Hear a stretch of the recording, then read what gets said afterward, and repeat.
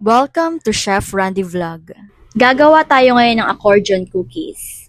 Ang mga kailangan na ingredients natin ay asukal 500 grams, margarine 700 grams, all-purpose flour 800 grams, skim milk 75 grams, isang itlog, evap milk 1.5 cup, at baking calumet na isang kutsara. At syempre, ang lahat ng ito ay nilagay na natin dito. Paikutin lang natin ang paikutin kung paano kanya pinaikot. Char! I-ready na natin ito para mailagay na sa piping bag. At yan na nga, nalagay na nga siya sa piping bag.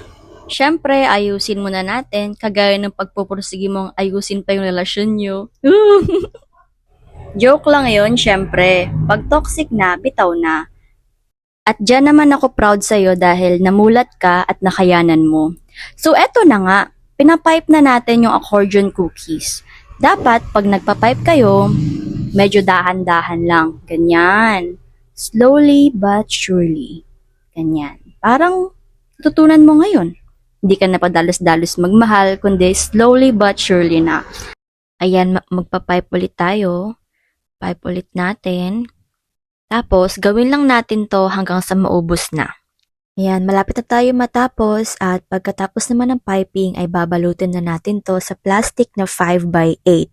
At ito nga pala yung lakas nga pala ng apoy sa oven is 200 Celsius sa taas at 200 Celsius din naman sa baba.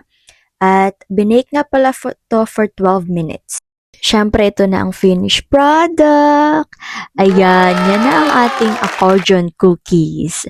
Siyempre, kitang-kita naman natin, di ba? Ang ganda at ang dali lang gawin. Kaya asahan ko na gagawin nyo rin to, ha? Tingnan mo naman, no? Napaka-crunchy, napaka-tamis, napaka-malinamnam, at higit sa lahat, hindi nakakasawang kainin. Masarap talaga to at sulit na sulit ibenta.